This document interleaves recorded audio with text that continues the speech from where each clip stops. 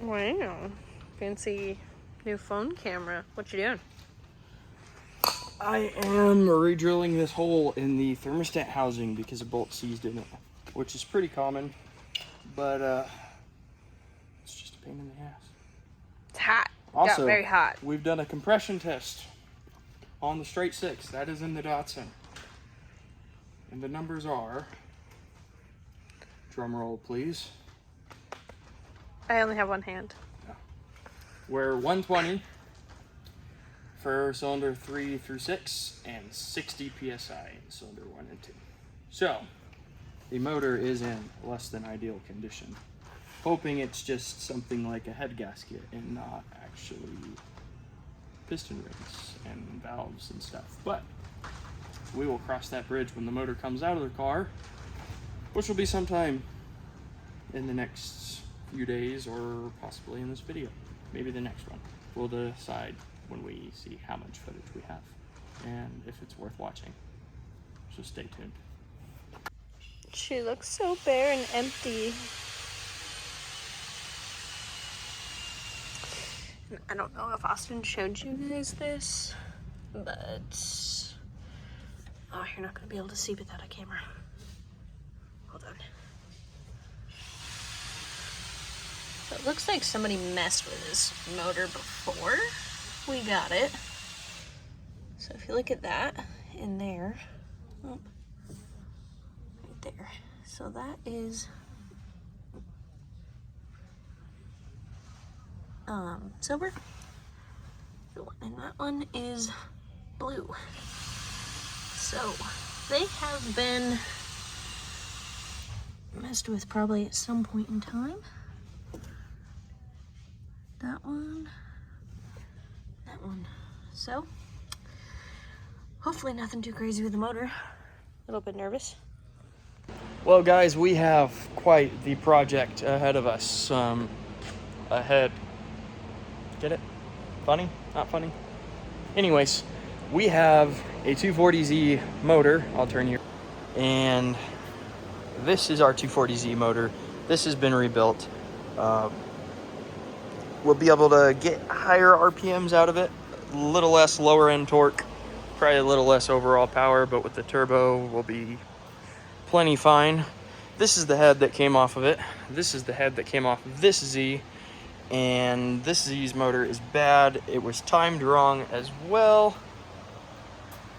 That's supposed to be TDC. If you look inside, you can see the distributor shaft shank. That is wrong. Whoever put this motor together did not do a great job. It's been rebuilt because the bore is not stock, it says on the pistons. We come back over here and we have to clearance the cylinder wall, cylinder bore just a little bit to be able to fit the 280Z head on there. And actually walk back over here because I was going to show you what TDC is supposed to look like. This is TDC. So you have cylinder number 1, top dead center on the compression stroke, which the smaller side of the shank will be facing forward, and it's just slightly off center with those 2 holes. And I'll take you back over to the other one just so you can see how much of a difference it is. That's cylinder number 1, and that's where your shank should be. So it's pretty out of time. Whoever assembled this motor either did not work on Datsuns very much or just didn't know what they were doing, which is also another possibility. Anyways, I have to now clearance that block so we can put the 280Z head on the 240Z motor, and we'll get good flow out of it for what the motor is.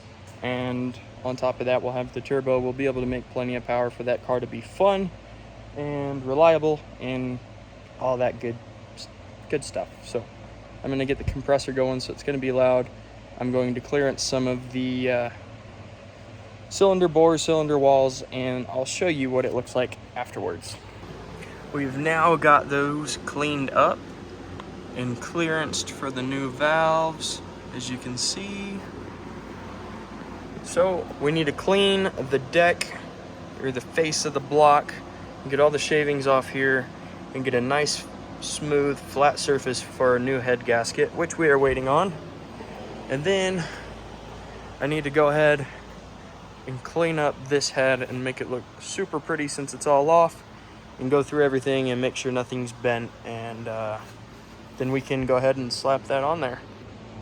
I do want to be clear, I was not expecting this much of a project as far as mechanical work when we bought this car. But it comes with buying cars that don't run and you've never seen run or don't know the person, this, that, and the other. So this is a little bit more than I had anticipated, but it's nothing we can't handle. Just gonna take us a little bit longer.